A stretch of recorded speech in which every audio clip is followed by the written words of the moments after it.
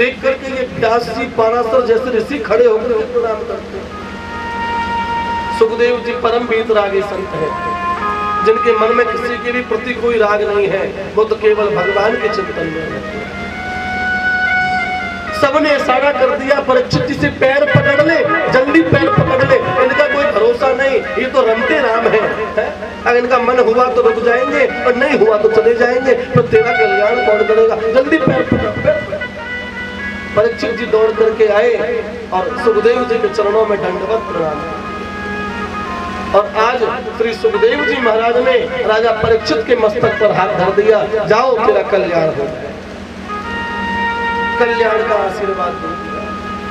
परीक्षित जी ने कहा था क्या मेरी मुक्ति हो जाएगी? आज से ठीक 7वें दिन मुझे तक्षक खाएगा। सुखदेव जी बोले कैसी बात करते हो राजन, अभी तो तुम्हारे पास में 7 दिन है, और रही बात मुक्ति की, मुक्ति तो सेकंड के 100वें हिस्से में भी हो जाती है, मुक्ति की तू छोड़। परीक्षित जी ने कहा क्या मुक्ति इतनी सहज है? हाँ, मुक्ति तो बहुत सहज है। एक बार मुक्ति ने भगवान से पूछा था, मुक्ति कहे गोपाल से मेरी मुक्ति बता। मुक्ति मुक्ति मुक्त हो गया, मुक्त हो गया, मुक्त हो गया। तो वही मुक्ति देवी ने भगवान से पूछा कि प्रभु मैं दुनिया को मुक्त करती हूँ, मेरी मुक्ति का साधन क्या है, मैं कब मुक्त हूँ? भगवान बोले पड़ी रहो बागेल में साधु संत मुक्त जा, और ब्रज रज उड़ मस्तक लगे तो मुक्ति मुक्त है। ब्रजवासियों के चरणों की धूल जब तेरे माथे पे लगेगी तो तू भी मुक्त हो जाएगी। इतनी धन्य है ब्रज की भूमि और ब्रज की रज। देखिए ब्रज की रेणु, ब्रज की बेनू और ब्रज की धेनु, इनका बड़ा है। ब्रज की रेणु, रेणु माने धूल, ब्रज की बेणु, बेणु माने बांसुरी, और ब्रज की धेनु, ब्रज की धेनु माने गाय। ब्रज की रेणु, ब्रज की बेनू और ब्रज की धेनु। भगवान ने कहा था मुक्ति से कि जिस माटी तेरे माथे पर लगती तू मुक्त हो जाएगी, और धन्य है ब्रज में रहने वाली गोपियां। ब्रज की रज से जब मुक्ति मुक्त हो रही है और ब्रज में रहने वाली गोपियां सुबह सुबह उसी धूल को झाड़ करके घर से बाहर फेंक रही है, बंद कर, हमको तेरी जरूरत नहीं है। ब्रजवासी कभी मुक्ति नहीं चाहता, संत जन कभी मुक्ति नहीं चाहते। हम लोग सुबह झाड़ू बुहारी करते हैं ना घर पे, तो घर की मिट्टी को बाहर निकाल करके फेंक देते, और वो तो ब्रजरज है। जो ब्रजरज मुक्ति की भी माथे पर लग जाए तो मुक्त हो जाए, और उसी मिट्टी को गोपिकाएं झाड़ करके घर से बाहर फेंक दिए कि हमें मुक्ति नहीं चाहिए। तो मुक्ति को ही मुक्त कर, हमको मुक्त मत कर। क्यों कि हम तो बार बार जन्म चाहते हैं, बार बार जन्म मिलता रहे और बार बार गोविंद की सेवा होती रहे, हमको मुक्ति नहीं चाहिए। संत लोगों ने कहा कि मुक्ति नौन सी खारी लाए। मुक्ति कैसी लगती है? नमक जैसी खारी लगती है। हमको ऐसी खारी मुक्ति नहीं चाहिए कि मुक्त हो जाए तो फिर भगवान की सेवा कौन करे। ब्रजवासी तो बार बार जन्म चाहता है, वो चाहता है कि मेरा बार बार जन्म होता रहे। मानस हो तो वही रस खान, बसोल तो गोकुल गांव के ग्वारन, और जो खग हो तो बसेरो करे, मिल कालिंदी कुल कदम की। रसखान जी पता है कहाँ रहते थे? लाहौर रहते थे। प्रेम से बोलो जय श्री कृष्ण। रसखान लाहौर रहते थे, लाहौर। पान वाले की दुकान पर पान खाने के लिए आए थे रसखान जी, बड़े सुंदर। रसखान जी पान वाले की दुकान पर पान खाने के लिए आए थे लाहौर में। अब पान वाले की दुकान पर भगवान का फोटो लग रहा था। पान वाले की दुकान पर बांके बिहारी जी का छोटा सा बालकृष्ण भगवान का फोटो लग रहा था। तो रसखान जी ने वो फोटो जीवन में पहली बार देखा और बोले पान वाले से, क्यों भैया कौन को छोड़ा है? ये तो बड़ा सुंदर है। पान वाला बोला ये मथुरा में रहता है, ये जसोदा मैया को लाला है, जाओ मत। रसखान जी ने कहा इतना सुंदर है, अलग पैरों में जूता चप्पल तक ना है। रसखान जी ने कहा इसके पैरों में तो कुछ भी नहीं है। पान वाला बोला तुझे इतनी चिंता है तो तू बना के ले जा। ठीक है, मैंने कहाँ रहता है? मैंने गोकुल मथुरा वृंदावन सब एक ही जगह वही रहते हैं। तो रसखान जी ने फिर अपने घर को जाना उचित नहीं समझा। ये होती है भक्ति और ये होती है लगन। ये नहीं कि मैं घर चलूं, सामान सब तो बांधू, यात्रा कर, नहीं। जब मन बन गया तो घर वहीं छूट गया। रसखान जी पान वाले की दुकान से पान खा करके सीधे मथुरा को चल दिए। द्वारकाधीश मंदिर में पधारे और द्वारकाधीश मंदिर की पुजारियों ने रसखान जी को रोक दिया, अंदर नहीं जा सकते। हाँ, अंदर जाना निषेध है तुम्हारा, क्योंकि तुम मुस्लिम जाति से हो। रसखान जी बोले ठीक है, हम अंदर नहीं जाएंगे तो कहा कबू तो बाहर निकले हो, सुबह संध्या कबू तो निकले हो, घर में थे जब ही देख लेंगे। 3 दिन हो गए, 4 दिन हो गए, भूख लगती है न प्यास लगती है, ये जिंदगी अब उदास लगती है। रसखान जी तो बस एक ही धुन, अरे वाले कबू तो बाहर निकले बोला। और भगवान तो है ही दयालु, भगवान तो इतने दयालु हैं कि जैसा भक्त होता है वैसे ही भगवान होता है, जैसे भक्त और ऐसे भगवान। भगवान रास मंडल से रास खेल करके आ रहे थे, 5 दिन बाद रसखान जी वहीं पड़े हैं। अपना कंगन उतार करके रसखान जी को दे दिया, ले बाबा, हाँ तूने तब 5 दिन से कुछ नहीं खाया, सुबह दुकानदार को दे देना और भोजन पानी कर लेना। और भगवान चले गए अंदर। भगवान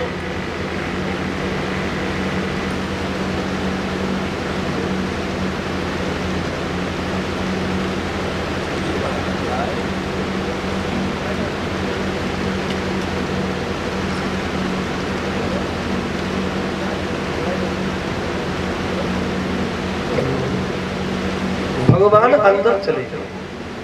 रसखान जी ने प्रातः होते ही सामने दुकानदार मिठाई वाले को वो कंगन दिया और खूब चकाचक भोजन पाए। द्वारकाधीश के पट खुले, गोस्वामी समाज के लोगों ने सेवा पूजा की श्रृंगार किया, देखे तो कंगन नहीं है। अब कंगन नहीं तो मथुरा में हल्ला हो गया, द्वारकाधीश जी का कंगन कहाँ है, कंगन कहाँ है, कंगन कहाँ है। वो दुकानदार भी बड़ा भक्त था, क्योंकि भक्त की गति भक्त से ही होती है। वो दौड़ करके मंदिर में आया, हाँ, ये तो नहीं है कि कंगन, और मैंने यही है, तेरे पास कहाँ से पहुंचा? तो उसने कहा था, अरे माने ये जो बाबा पड़ा हुआ है ना, इसने दिया था। उससे पूछा भाई तेरे पास कहाँ से आया?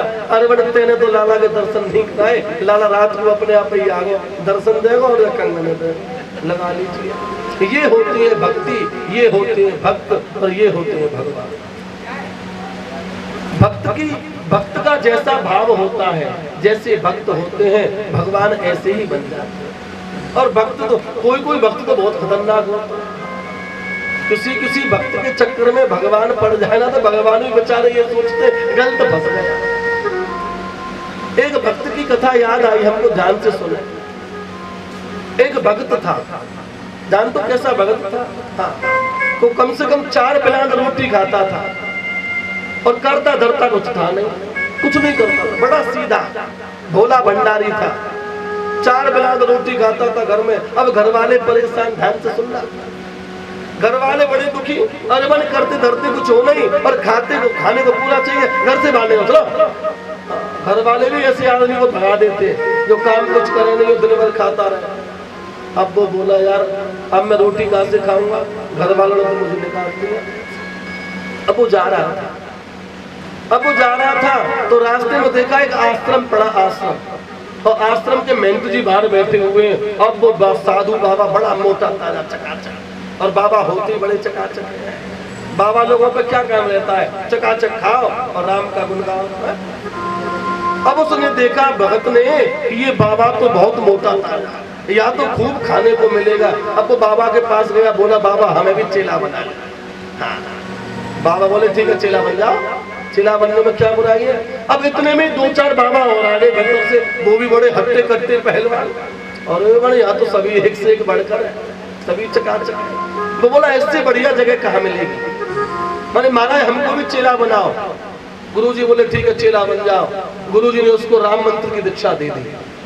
ठीक है, आज से भाई तुम्हारा नाम रामदास हो गया, और खूब भगवान का भजन किया करो और खूब खाया करो। ठीक है, अब वो भगत बेचारा खूब खाता और खूब आश्रम में सेवा करता, खूब भजन करता। अब उसे क्या पता था यहाँ भी बीमारी मिल जाएगी। मैंने क्या, अब एकादशी आ गई, अब एकादशी आ गई। अब एकादशी में सुबह से दोपहर हो गई, अब चूल्हा ठंडा पड़ा हुआ है, कचू बने ही नहीं। अब वो दौड़ करके गुरुजी के पास में गया, माने गुरुजी आज तो सुबह से भोजन नहीं मिला। गुरुजी बोले शाम तक मिलेगा भी नहीं। अरे माने क्यों गुरुजी? अरे माने आज तो एकादशी है। वो चेला बोला माने एकादशी है मतलब और एकादशी को ना भोजन बनता है ना भोजन मिलता है। अब वो चेला बोला ऐसा करो, ये एकादशी दूसरे चेले से रहलवा लो। हाँ नहीं कल तो हम द्वादशी नहीं देख पाएंगे, हमको तो बहुत भूख लगी है। अब गुरुजी बोले वाले चेला है और इससे भूखा नहीं रहा जाता, क्या करें? ऐसा करो सूखा सामान ले जाओ, भंडारे में से आटा ले जाओ, घी चावल चीनी नमक जो चाहिए सो ले जाओ और नदी किनारे पे पहुंच जाओ और वहीं बनाओ और राम जी को भोग लगाओ और खाओ। और देखो अब तुम वैष्णव हो गए, अब तुमने कंठी ले ली है राम मंत्र की, सो राम नाम जपते हुए बनाना और राम का भोग लगाए बिना मत खाना। अब वो मरता क्या नहीं करता, उसे तो बड़ी भूख लग रही थी ना। हाँ उसने सब सामान लिया भंडार घर में से, आटा दाल चावल चीनी जो भी उसके हाथ पड़ा, नमक घी तेल, और नदी किनारे पे पहुंच गया। और नदी किनारे पे पहुंच गया तो पहुंचने के बाद में उसने प्रेम से खूब भोजन बनाया। अब भोजन बना करके पत्तल पे रखा। अब वो राम जी को बुला रहा है, तो गुरुजी ने कहा है ना कि राम जी आएंगे, पहले राम जी को खिलाना तब खाना। अब वहाँ भोजन बना हुआ रखा है, अब वो राम जी को बुला रहा है। कैसे बुला रहा है, क्या कह रहा है? राजा राम आइए, प्रभु राम आइए, मेरे भोजन का भोग लगाइए। राजा राम आइए, मेरे राम आइए, मेरे भोजन का भोग लगाइए। आकर के भगवान को बुला रहा है, कह रहा है राजा राम आइए, प्रभु राम आइए, मेरे भोजन का भोग लगाइए। राजा राम आइए, प्रभु राम आइए, मेरे भोजन का भोग लगाइए। उसने कहा हाँ, वो बुला रहा है भगवान, लेकिन भगवान नहीं आए। अब वो सोच रहा है भगवान ऐसे थोड़े नहीं आ जाए। अब उसने साफ शब्दों में भगवान से कहा, कहने लगा कि यहाँ आश्रम की जैसी व्यवस्था नहीं है, वहां तो तुमको अच्छी तरह से बुलाया जाता है।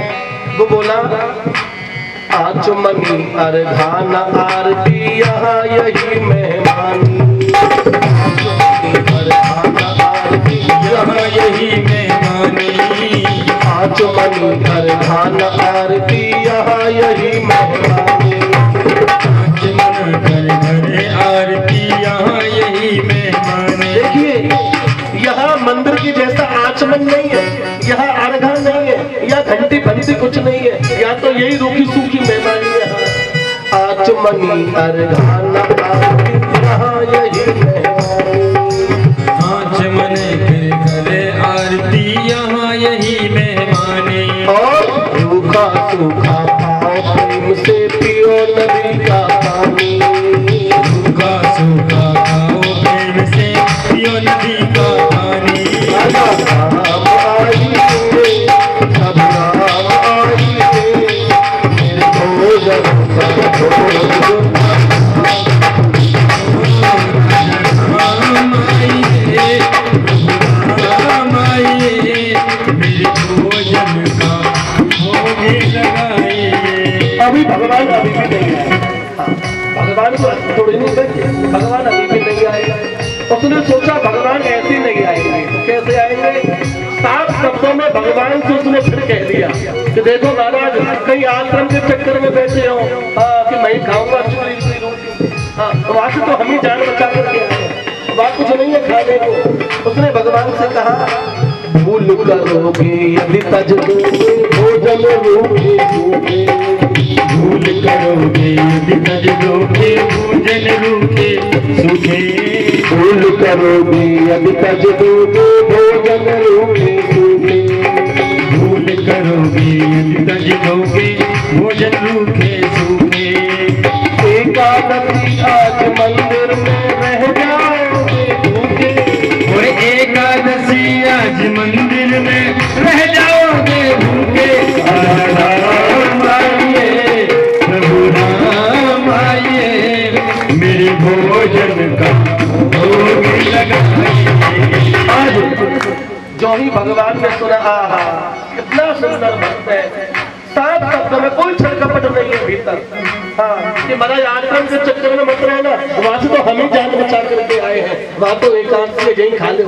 हाँ, इतना सुनते ही भगवान प्रकट हो गए। और देखो भगवान भी कम कौतुकी नहीं है। हाँ, भगवान वो भक्त जितना भोला था, भगवान भी उतने ही भोले। अब उसने भोजन बनाया था 2 लोगों का, भाई एक तो राम जी खा लेंगे, एक मैं खा लूंगा।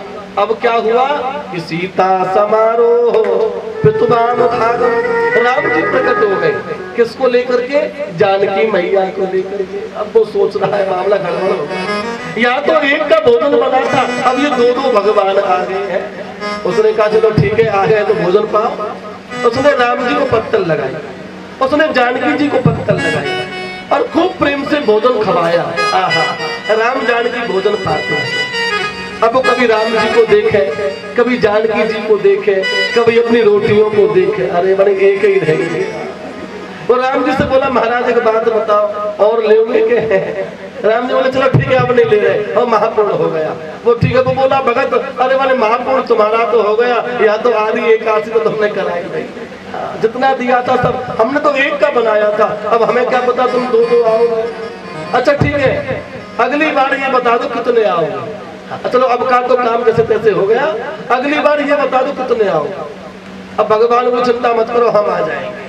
और भगवान भोजन को पाकर के अंतर ध्यान हो गए। अब जो कुछ बचा था सो भक्त ने खाया और लौट करके अपने आश्रम में आ गया। और उसने गुरु जी को कुछ नहीं बताया, क्यों? वो सोच रहा है भगवान ऐसे ही आते होंगे, यहाँ तो रोज आते होंगे, गुरु जी रोज बुलाते हैं। तो उसने सोचा कि भगवान ऐसे ही आते होंगे, उसने कुछ भी नहीं बताया गुरु जी को। अब 15 दिन बाद फिर एकादशी आ गई। अब एकादशी आ गई तो गुरु जी से बोला गुरु जी हाँ अब की बार सामान डबल रखना।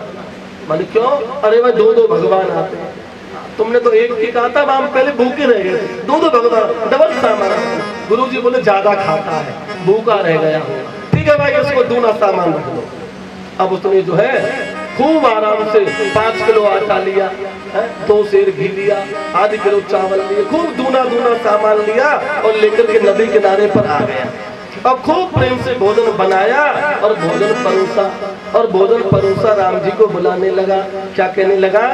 राजा राम आइए, प्रभु राम आइए, मेरे भोजन राजा राम आइए, प्रभु राम आइए, मेरे भोजन का भोग लगाइए। और जैसे ही उसने भगवान को बुलाया, भगवान तो तैयार बैठे आने के लिए। इधर क्या हुआ?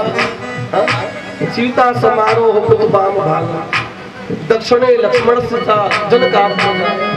एक हाथ की ओर तो लखनलाल है और दूसरी हाथ में जानकी जी और भगवान प्रकट हो गए। अब वो बोला ये क्या मामला, एक को बुलाते हैं 2 आते हैं, 2 को बुलाते हैं 3 आ गए। अब उसने भोजन परोसा, उसने भोजन परोसा, राम जी को परोसा, जानकी जी को परोसा। लखनलाल को देखता है, राम जी से पूछता है ये कौन है? हाँ, राम जी बोले हमारे सगे भाई हैं। भगत जी बोले लगते तो है नहीं, कहाँ आप कहाँ? लखनलाल जी बोले प्रभु कहाँ फंसा दिया, बेहाई करवाया। लखनलाल जी बोले कहाँ फंसा दिया, कौन से भगत के चक्कर में डाल दिया? राम जी चुपचाप खाओ, चुपचाप। अब दोनों भाइयों ने जानकी जी के सहित भोजन पाया। अब उसने खूब प्रेम से भोजन खिलाया, खूब प्रेम से खिला रहा है भोजन। कभी राम जी को देखे, कभी जानकी जी को देखे, कभी लखनलाल को देखे, बार बार चरणों में शीश रखे, खूब भोजन पवावे। अब जब चलने लगे भगवान तो बोले हाँ, वो बोले भगत जी तो देखो आप आते हो बहुत अच्छा लगता है, आपको भोजन खिलाते समय मन को बड़ा आनंद आता है, कहीं कोई कमी नहीं है। एक ही कमी है, ये बता जाओ अगली बार कितने आओगे, अगली बार कितने आओगे? आश्रम से ज्यादा सामान तो भूखे रह जाते हैं हम, हमारी एकादशी तुम करवाई देते हो, हाँ अगली बार कितने आओगे ये बता जाओ। राम जी हंस गए और हंस करके अंतर ध्यान हो गए। अब वो बेचारा आश्रम में आ गया, गुरु जी को कुछ नहीं बताया, वो तो इतना सीधा है। हमने भगवान ऐसे ही आते हो। 15 दिन बाद फिर एकादशी आ गई। अब एकादशी आ गई तो वो गुरु जी के पास में गया, गुरु जी से बोला कहाँ फंसा दिया तुमने?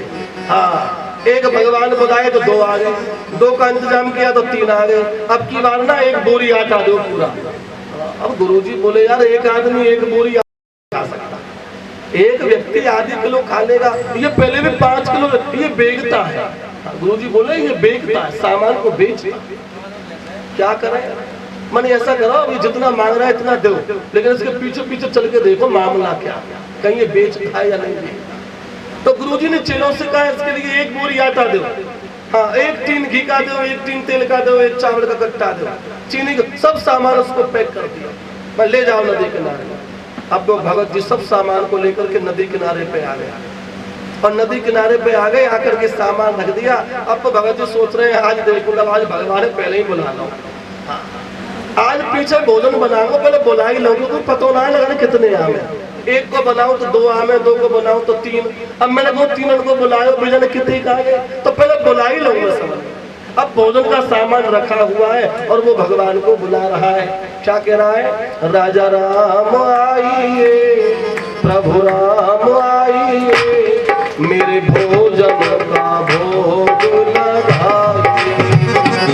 राजा राम आइए, सिया राम आइए, मेरे भोजन का भोग लगाइए।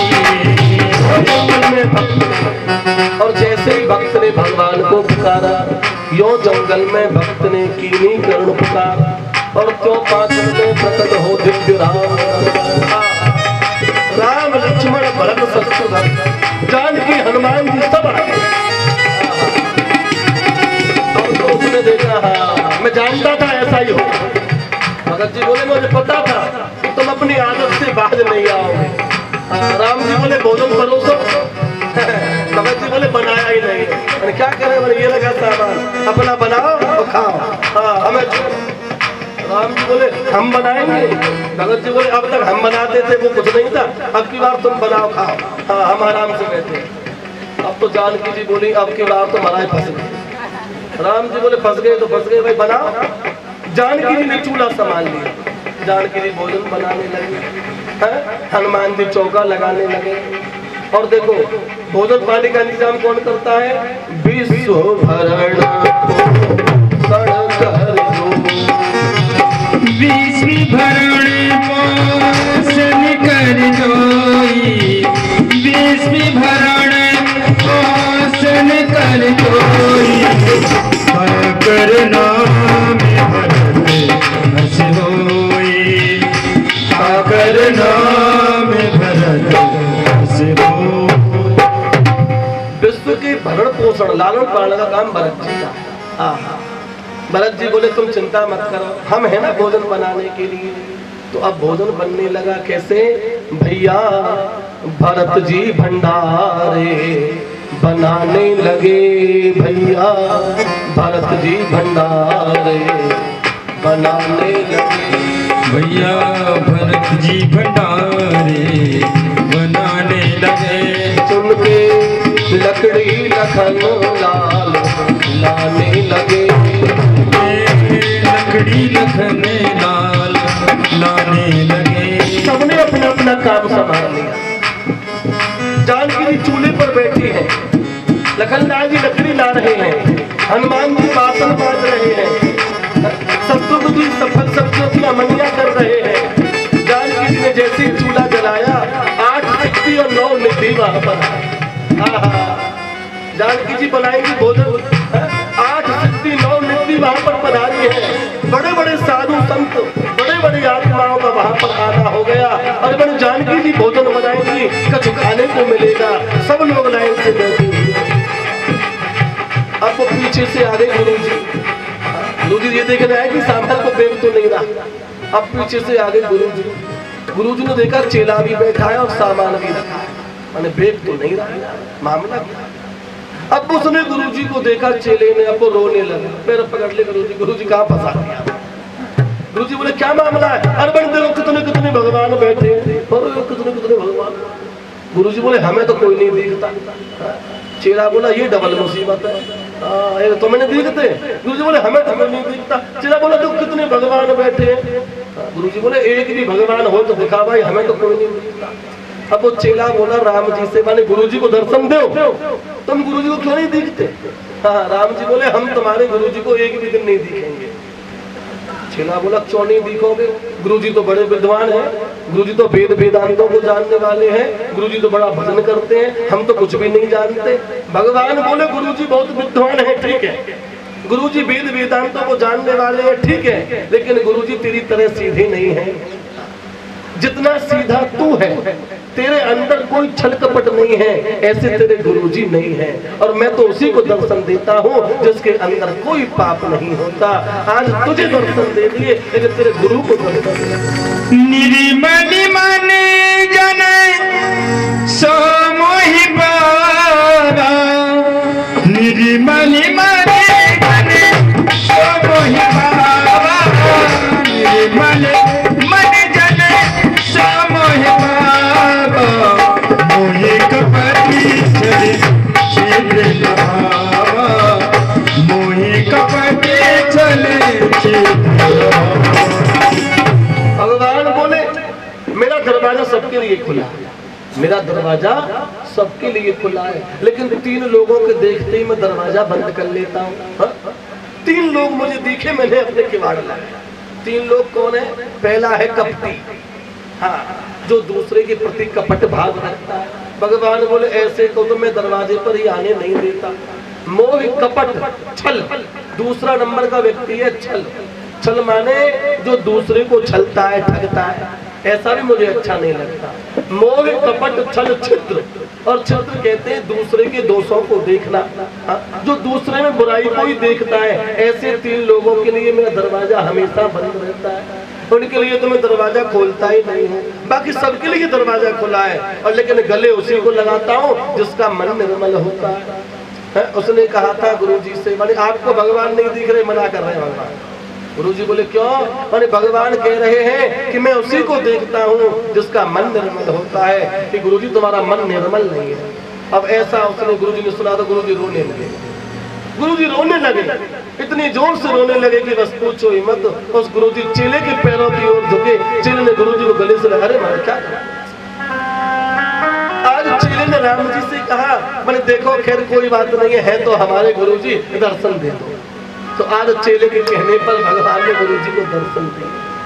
गुरुजी रो रहे हैं, गुरुजी कह रहे हैं जीवन में हर चीज पाई, जीवन में खूब धन पाया, जीवन में खूब विद्या पाई, लेकिन वो ही चीज नहीं पाई जिसके बदले में भगवान मिलते हो। हमने जीवन में सरलता को नहीं अपनाया। भगवान बड़े सरल हैं, और भगवान जितने सरल हैं उतनी ही सरलता से हमें प्राप्त होते हैं, लेकिन हम सरल नहीं। भगवान तो सरल है, लेकिन हम सरल नहीं है, हम टेढ़े हैं। और टेढ़े को सरल भगवान कहाँ से मिल जाए?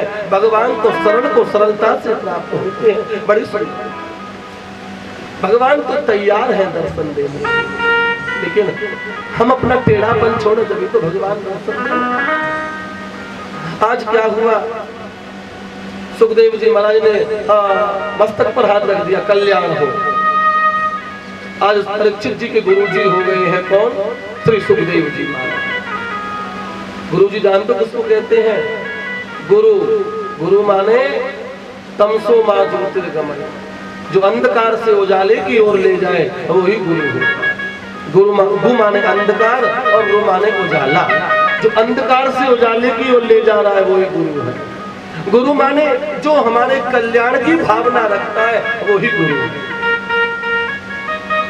पहले जमाने में दीक्षा गुरु नहीं होते थे, पहले जमाने में स्पर्श गुरु होते थे। स्पर्श माने आपने किसी को प्रणाम किया, आपके ऊपर किसी ने हाथ रख दिया, वो भी तुम्हारा गुरु हो गया। इसको कहते हैं स्पर्श गुरु। स्पर्श गुरु का उदाहरण है कबूतरी।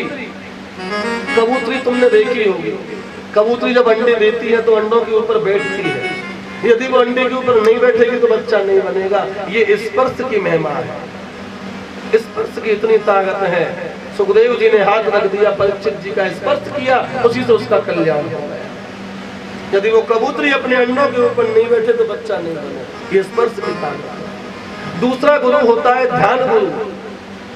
मैं यह कथा कह रहा हूँ, आपने मुझसे दीक्षा तो नहीं ली, लेकिन मन में ये धारण कर लिया कि पंडित जी अच्छे हमारे गुरु जी हो गए आपसे, तो आपने मुझे मन में गुरु मान लिया, मैं तुम्हारा गुरु हो गया।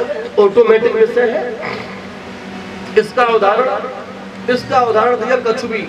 मादा कछुआ जो होता है, कछुई जब अंडा देती है तो पानी में नहीं देती, पार पे आती है और गट्टा खोदती है और उसमें अंडे देती है और अंडों को गिनती है 5, 7, 10, 20, 50 जितने भी हैं और गिन करके अंदर चली जाती है पानी में और जितने अंडे उसे याद रहते हैं उतने में बच्चे बनते हैं, बाकी के सब खराब हो जाते हैं। ये ध्यान की ताकत। उसने दिए 50 और उसे ध्यान रह गए 30, तो बच्चे 30 में से बनेंगे, 20 अंडे उसके निर्जीव हो जाएंगे। ये ध्यान की महिमा है, इतनी ताकत होती है ध्यान में। एक हो गया स्पर्श गुरु, एक हो गया ध्यान गुरु, एक हो गया शब्द गुरु। मैं यहाँ बैठ करके आपको कथा सुना रहा हूँ, शब्द कह रहा हूँ, शब्द में बड़ी ताकत होती है, शब्द बड़े सोच के बोलिए, इनमें जान होती है, इन्हीं से दुआ और इन्हीं से अजान होती है। शब्द में बहुत ताकत। शब्द को ब्रह्म कहा गया, शब्द ब्रह्म। मैं यहाँ से आपको अच्छी बात सुना रहा हूँ, मैं भी आपका गुरु हो गया। इसका उदाहरण है, एक चिड़िया आती है हमारे यहाँ, टटा टिंगरी कहते हैं, सफेद सी चिड़िया। आप यहाँ शायद कुछ और कहते हैं, क्या कहते हैं उसको? टाय टाय टाय टाय टाय टाय टाय करती घूमती रहती है। क्यों घूमती है? टटोरी, जो भी कहते हो, चलो एक ही भाई। देखो सफेद चिड़िया, हमारे यहाँ टटा टिंगरी, टटोरी, क्या कहते हैं, नाम अलग अलग है। तो वो टाय टाय टाय टाय करती है इसलिए कि उसके अंडे नीचे रखे रहते हैं और वो ऊपर आवाज करती है। यदि वो आवाज नहीं करेगी तो अंडे में बच्चा नहीं बनेगा। ये शब्द की ताकत है, उसकी शब्द से ही अंडे में बच्चा बनता है। अब लगा लीजिए कितनी ताकत है शब्द में। एक हो गया ध्यान गुरु, एक स्पर्श गुरु, एक शब्द गुरु। इस कलकाल में होते दीक्षा गुरु। एक कान में मंत्र दे दिया और माला दे दी, भैया खूब भजन किया करो राम का, इससे तुम्हारा कल्याण हो। ये होते हैं 4 तरह के गुरु भागवत जी में। और कलयुग में कैसे गुरु हैं? कलयुग में तो गुरु जी की दुकान चलती है। प्रेम से बोलो जय श्री कृष्ण। कलयुग में गलियन गलियन गुरु फिरे, कोई गुरु दक्षिणा ले और स्वर्ग मिले चाहे नरक मिले और हमें दक्षिणा दे। कलयुग में तो ऐसे गुरु हैं, चेले को स्वर्ग मिले नरक मिले हमें कोई मतलब नहीं, हमें तो हमारी दक्षिणा से मतलब। तुलसीदास बाबा ने लिखा, क्या लिखा? हरहि शेष धन सो को नहारहि, हरहि शेष धन सो के नहारहि, हरहि शेष धन सो को नहारहि, हरहि शेष धन सो के नहारहि। ते गुरु घोर नरक में पड़हि, ते गुरु घोर नरक में पड़हि। कलयुग के गुरु कैसे होंगे? शिष्य के धन को हरने वाले होंगे, उसके दुख को हरने वाला कोई नहीं होगा। चेला बड़ा मोटा है, चेले से फ्रिज मंगवा लो। अरे वाले यार फ्रिज, अच्छा गुरु जी ठीक है आ जाएगा। तो चेलों को यजन करते हैं लेकिन उनके दुखों को दूर नहीं करते। कलयुग में ऐसे गुरु। और देखो गुरु पूर्णिमा आती है, आषाढ़ की पूर्णिमा को गुरु पूर्णिमा कहते हैं। एक गुरु पूर्णिमा का उत्सव चल रहा था, गुरु जी थे बड़े मोटे ताजे तंदुरुस्त। अब गुरु पूर्णिमा पे सभी लोग अपने अपने गुरु जी के यहाँ जाते हैं। आप भी जाते होंगे, जाते नहीं जाते? सब जाते हैं। गुरु जी का मेला लगता है गुरु पूर्णिमा पर। तो गुरु जी के यहाँ पर मेला लगा हुआ था, गुरु पूर्णिमा का पर्व था, सभी लोग आ जा रहे थे। अब एक चेला आया शाम को, ध्यान तो सुनना, चेला आया। चेला बड़ा सीधा था। अब शाम का समय था, सुबह से गुरु जी कुर्सी बैठे थे, पैर धुल रहे थे ना गुरु जी के, गुरु पूर्णिमा पर चरण धुलाते गुरु जी। शाम का समय था, गुरु जी 6 बजे आराम करने को लेट गए। अब वो चेला सोचा गुरु जी लेट गए, चलो पैर दबा दो गुरु जी। अब वो गुरु जी के पैर दबाने लगा। गुरु जी को बड़ा आनंद आ रहा था पैर दबाने में। गुरु जी ने पूछा, अरे भाई रामदास? हाँ गुरु जी, और सब ठीक ठाक है? हाँ गुरु तुम्हारा आशीर्वाद। अच्छा अच्छा अच्छा बेटा कितने भाई हो? रामदास बोला 4 भाई है माना।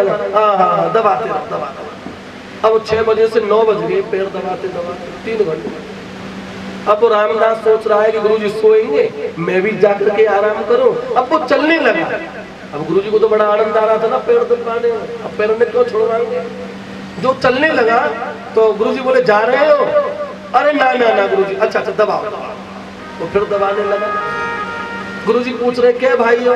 हाँ 4 भैया है। हाँ हाँ हाँ ठीक ठीक ठीक दबाओ। 6 बजे से 9 बजे तक पैर दबाए। 9 बजे से फिर पैर दबाना प्रारंभ किया। 12 बजे। अब 12 बज गए तो चेला सोच रहा है आधी रात हो गई। हाँ अब गुरुजी आराम कर रहे हैं, मैं भी थोड़ा आराम करूं।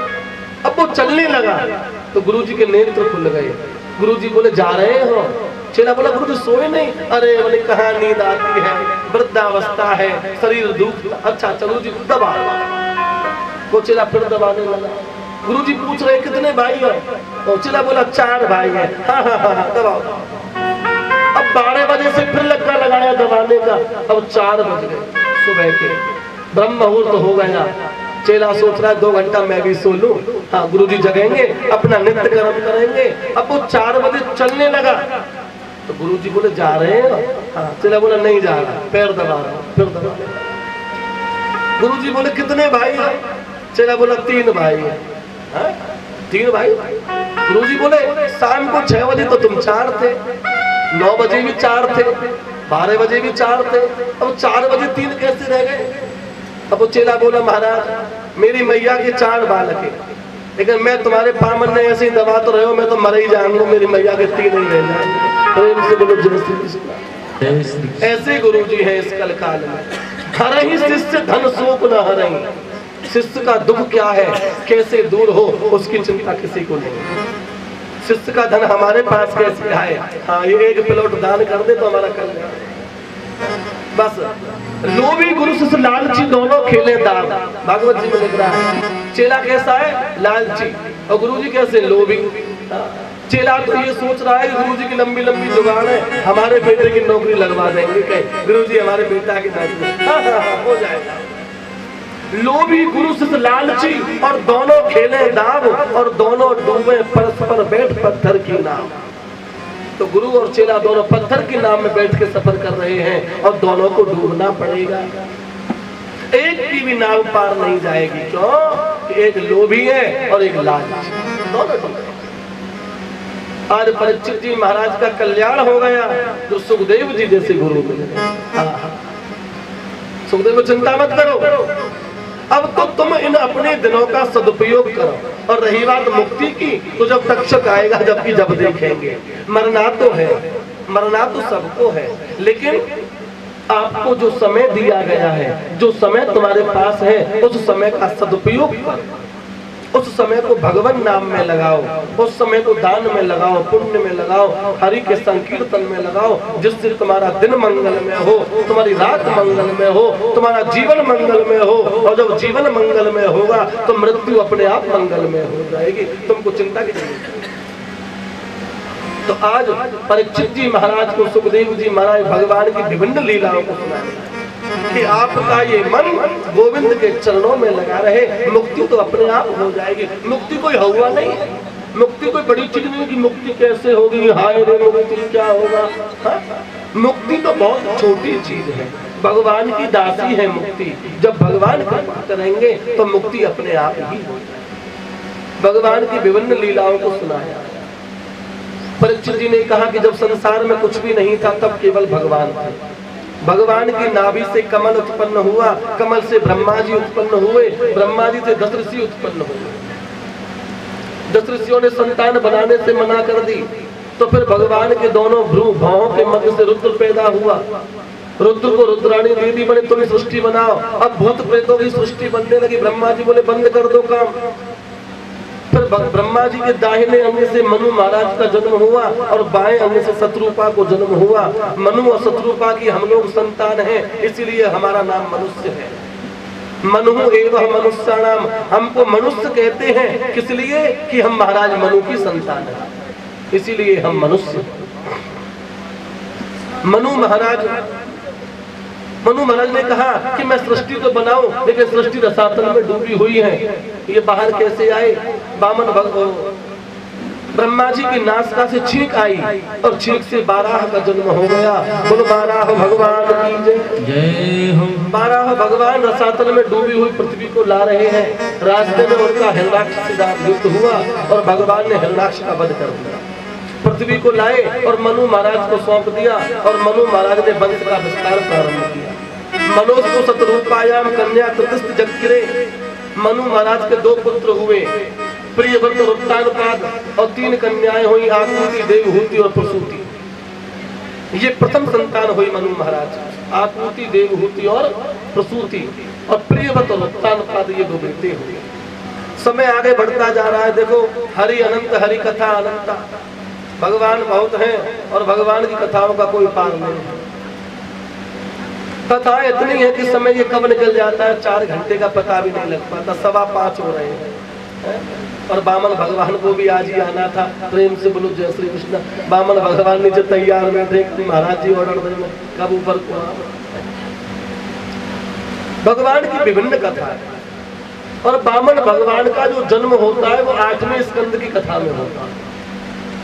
9वें स्कंद में राम जी आते हैं और 10वें स्कंद में श्याम सुंदर आते हैं। 8वें स्कंद में बामन भगवान आते हैं और बामन भगवान के आने से पहले समुद्र मंथन की कथा आती है। समुद्र मंथन जब हुआ था तो समुद्र मंथन में देवताओं ने और दानवों ने दोनों ने समुद्र मंथन किया। धनवंतरी रूप में भगवान अमृत को लाए, देवताओं को अमृत पिला दिया। देव और दानवों का युद्ध हुआ, देवताओं ने दानवों को मार दिया। राजा बलि भी मृत्यु को प्राप्त हो गए, राजा बलि की भी मृत्यु हो गई।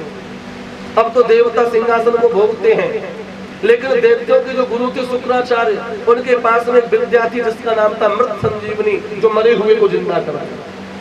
तो गुरुजी ने अपनी मृत संजीवनी विद्या के चमत्कार से सब दैत्यों को जिंदा कर दिया। राजा बलि भी जिंदा हो। अब राजा बलि जिंदा हो गए। राजा बलि ने दैत्य गुरु से कहा कि गुरुजी, मेरा एक ही लक्ष्य था कि मैं सिंहासन पर बैठूं स्वर्ग पे। अब तो गुरुजी ने कहा चिंता मत करो, तुम यज्ञ का आयोजन करो। कौन सा यज्ञ? एक यज्ञ होता है जिसको अश्वमेध यज्ञ कहते हैं। 100 यज्ञ पूरे हो जाए जिसके, वो व्यक्ति सिंहासन को भोगता है। 99 यज्ञ पूरे हो गए हैं राजा बलि के। कितने? 99 यज्ञ पूरे हो गए और 100वें यज्ञ का संकल्प ले लिया। और 100वें यज्ञ का संकल्प ले लिया। देवताओं में चिंता हो गई। देवता बोले यदि 100वें यज्ञ की भी पूर्णाहुति हो गई तो फिर इस सिंहासन से हमको उतरना पड़ेगा। राजा बलि सिंहासन पर बैठे। देवताओं की और दैत्यों की माता अलग अलग है लेकिन पिता एक ही है। कश्यप जी महाराज का विशेष सहयोग है सृष्टि में। कश्यप जी महाराज की 10 पत्नियां हैं। प्रेम से बोलो जय श्री कृष्ण। 10 रानियां हैं कश्यप जी की 10 पत्नियां। एक रानी का नाम है दिति, दिति से हुए राक्षस। एक रानी का नाम है अदिति, जिससे हुए देवता। कश्यप जी महाराज की एक पत्नी है कद्रु, एक पत्नी है विनीता। कद्रु से हुए सारे सर्प जाति जितनी भी है, और विनीता से हुए गरुड़, पक्षियों के राजा पक्षी। ये सब कश्यप जी महाराज की संतान। पिता एक है लेकिन 10 पत्नियों से 10 तरह की संतान उत्पन्न हुई। कश्यप जी महाराज से पशु उत्पन्न हुए, कश्यप जी से पक्षी, कश्यप जी से जलचर, नवचर, थलचर, अंडज, उद्भिज, जरायुज, स्वेदज, ये सबकी उत्पत्ति करने वाले कश्यप जी महाराज। देवता और दानव ये भी इन्हीं के पिता थे। अब क्या हुआ, यज्ञ पूरा हो रहा है और यज्ञ पूरा हो गया तो सिंहासन पर राजा बलि बैठेंगे। समस्त देवताओं ने जो है बामन विष्णु भगवान से कहा कि यज्ञ को रोकें। यदि यज्ञ पूरा हो गया तो हम कहीं के भी नहीं रहेंगे। इधर यज्ञ तो पूरा नहीं हुआ, उससे पहले ही राजा बलि ने आक्रमण कर दिया स्वर्ग के ऊपर, क्योंकि 99 यज्ञ पूरा कर चुका था। और 99 यज्ञ की ताकत बहुत होती है और गुरुजी का आशीर्वाद है। गुरु मेहरबान तो चेला पहलवान। गुरु जब कृपा करते हैं तो असंभव कुछ भी नहीं होता। राजा बलि स्वर्ग के सिंहासन पर बैठ गए हैं जाकर। इंद्र समस्त देवता अपनी माता अदिति के पास में आए, दुखी हैं, कह रहे हैं कि हमको हमारा हिस्सा भी नहीं मिलता, सबको ये राक्षस खा जाते हैं, ये राजा बलि सबको खा जाएगा, क्या करें? माने माता आप कुछ ऐसा इंतजाम करो जिससे हमारा कल्याण। अदिति ने अपने पति कश्यप जी से कहा, कश्यप जी महाराज बोले कि अब तो भगवान का ही सहारा है, ऐसा करो तुम पयोव्रत रखो। पयोव्रत माने जो व्रत फागुन की पूर्णमासी और फागुन की एकादशी तक रखा जाता है उसको कहते हैं पयोव्रत, जिसमें केवल दूध का ही पान किया जाता है, ना पानी पिया जाता, हाँ, और ना जल पान, मतलब कुछ भी नहीं, भोजन कुछ नहीं, केवल जब भी भूख लगे तो दूध पियो, प्यास लगे तो दूध पियो और भगवान की सेवा। ये कठिन व्रत किया और इसी व्रत के प्रभाव से स्वयं भगवान परब्रह्म माता के गर्भ में विराजा। और भगवान का प्राकट्य कब हुआ? भादव का महीना था, शुक्ल पक्ष की द्वादशी तिथि थी। भादव सुदी द्वादशी को वामन द्वादशी कहते हैं और इसी द्वादशी के दिन वामन भगवान का प्राकट्य हुआ। बोलो वामन भगवान जय हो। वामन भगवान का प्राकट्य। अब वामन भगवान पधारे हैं, जब भगवान आए हैं तो देवन दीनी दुंदुभी नव से बरसी पुष्प, समस्त देवताओं ने जो है पुष्प बरसा दिया। देवताओं ने आकाश मार्ग से फूल बरसाए, समस्त देवता सम्मान में आए। माता धरती ने वामन भगवान को आसन दिया, माता गायत्री ने माला दी जप करने की, दिशाओं ने छाता प्रदान कर दिया, माता अदिति ने कौपीन दे दी, देवताओं के गुरु बृहस्पति ने उनका यज्ञोपवीत संस्कार जनेऊ किया, कान में मंत्र दे दिया और कहा कि जाओ भिक्षा मांग करके लाओ। और वामन भगवान भिक्षा मांगने को गए तो सबसे पहली भिक्षा माता पार्वती ने वामन भगवान के कमंडल में, अन्नपूर्णे सदा पूर्णे शंकर प्राण वल्लभे ज्ञान वैराग सिद्धि अर्थम भिक्षा देहि च पार्वती। वामन भगवान के कमंडल में सबसे पहली भिक्षा मां पार्वती ने दी और भिक्षा को लेकर वो बृहस्पति के पास में आए, लीजिए गुरु जी भिक्षा मिली है। हाँ, गुरु जी बोले भिक्षा थोड़ी है, ज्यादा ना, माने बड़ा सा जजमान बताओ। अब बड़ा जजमान कौन है? गुरु जी ने कह दिया कि चले जाओ दक्षिण दिशा की ओर, उत्तर दिशा की ओर, नर्मदा नदी के किनारे पर राजा बलि यज्ञ कर रहे हैं और वहीं से तुमको भिक्षा मिलेगी। और आज वामन भगवान नन्हे नन्हे छोटे छोटे पैरों से, आहा, वामन अंगुली भगवान है, हाथ कमंडल चरण खड़ामू और छाता लगा हुआ है और वामन भगवान भिक्षा मांगने के लिए जाते हैं राजा बलि के दरवाजे पर। कैसे पहुंचते हैं आप भी जो है सुंदर छवि के दर्शन कीजिए। और माता अदिति को लाल की मंदी वाली चाल, माता अदिति को लाल की मंदी वाली चाल, माता अदिति को लाल की मंदी वाली चाल, माता अदिति को लाल की मंदी वाली चाल, माता अदिति को लाल की मंदी वाली चाल, बाकी मंदी वाली चाल वाके गोर गोर गाल वाकी मध्य वाली चाल वाके गोर गोर गाल, माता अदिति को लाल वाकी मध्य वाली चाल, माता अदिति को लाल वाकी मध्य वाली चाल।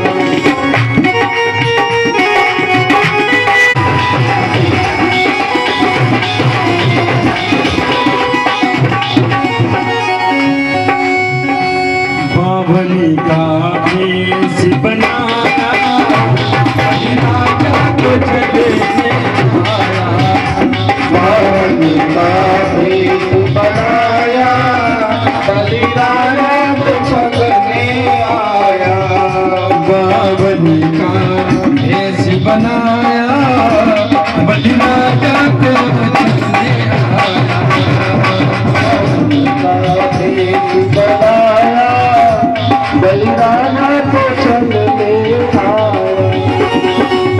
बावली अंगुल का रूप धरा, बावली अंगुल का रूप धरा और सर पे छत्र लगाया, बलि राजा को चलने आया, बावली का रूप बनाया, बलि राजा को चलने आया।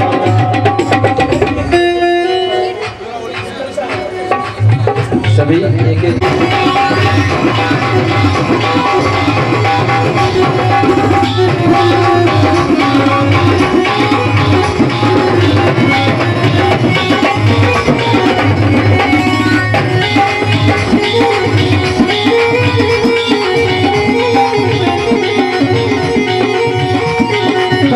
में जनेऊ विराज रहे, गले में जनेऊ विराज रहे। इनके हाथ कमंडल छाया, बावली का रूप बनाया, कलियाला तुझे आया, बामन का देश बनाया।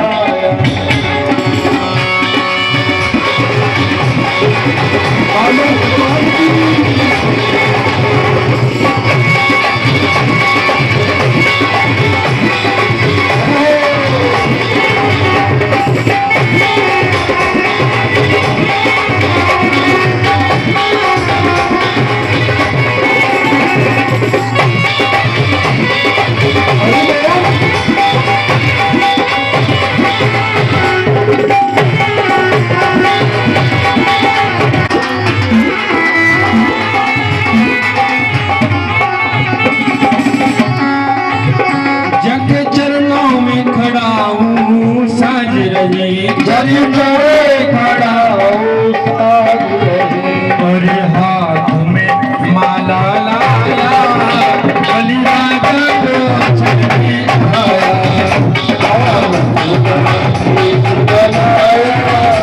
बलिराजा को चलने आया।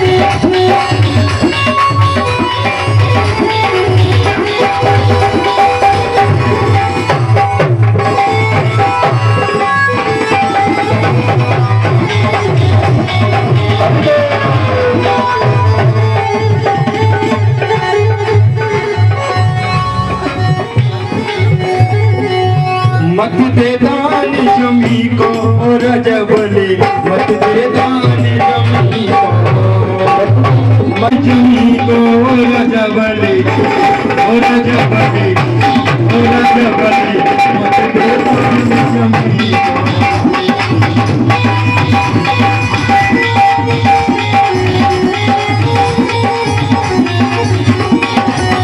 आईने हरी जन छलनी आईने हरी जन छलनी हर के भेष मुनि को राजा बले, ओ राजा बले, ओ राजा बले,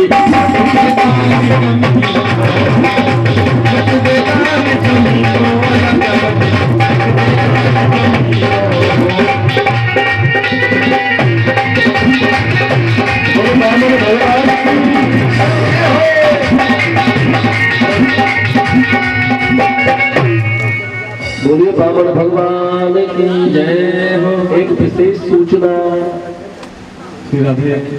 बोली बांकी बिहारी लाल की जय हो। देखिए आज की कथा का विश्राम लेके आएंगे घर से अपने अपने पे माखन मिश्री लेके आएंगे। माखन मिश्री लाला के कार्य बहुत प्रिय है। और उल्टा टोपी लेके आएंगे भैया लाला के कार्य, और नंद बाबा का जी कालांगे फेंटा लेके आएंगे। नंद बाबा का बांधते फेंटा बांधते भैया। तो कल अपने साथ में एक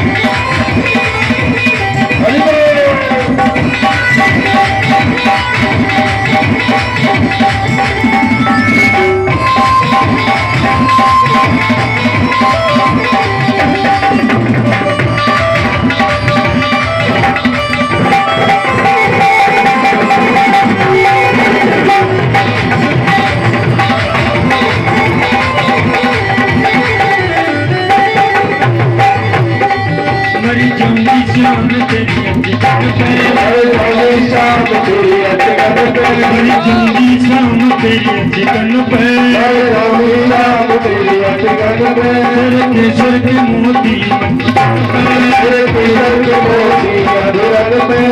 केसर के मोती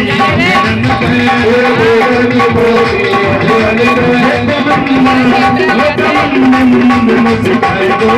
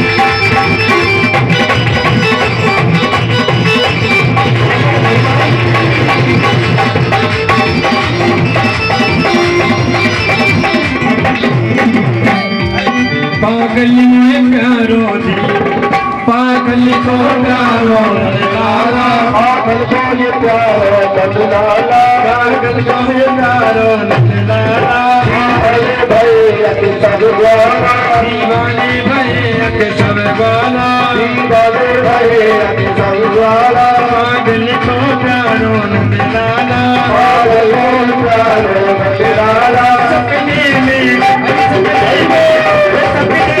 हंस बदलाए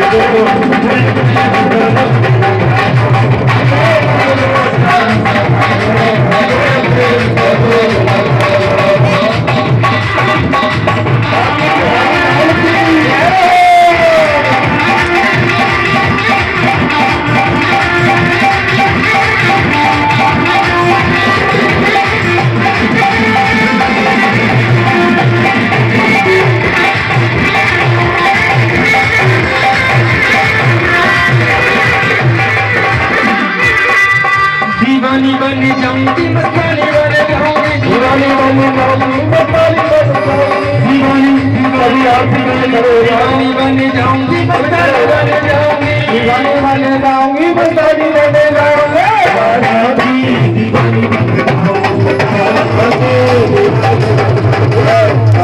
सभी आरती के लिए खड़े हो आरती के लिए सभी खड़े हो जाएं आगे आ जाओ ओम ओम चंद्रमा मनसो जातः चक्यो सूर्यो अजायतः श्रोताद्वास्य प्राणस्य मुखादग्निर्जायते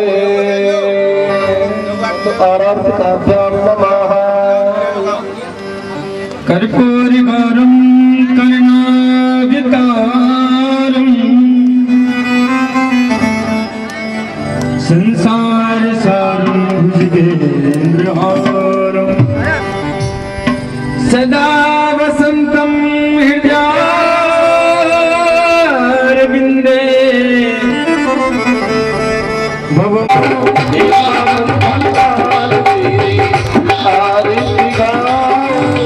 हे पावन भगवान तेरी आरती गाओ हे पावन भगवान तेरी आरती गाओ करे तुमको मनाओ आरती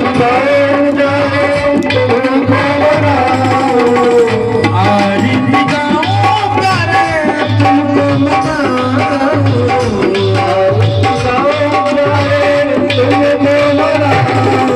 हे पावन भगवान तेरी आरती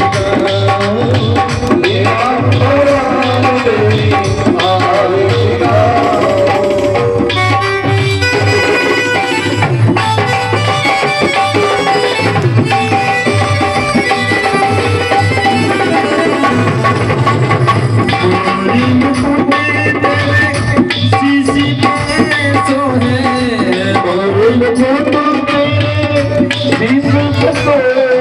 प्यारी सिकंसी तेरी मेरा मन मोहे प्यारी सिकंसी तेरी मेरा मन मोहे एक ही छवि तेरी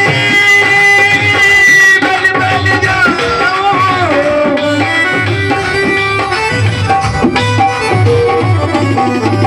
हे भगवान भगवान तेरी आरती गाओ हे पावन भगवान तेरी आरती गाओ चलो से निकाली गंगा प्यारी चरना से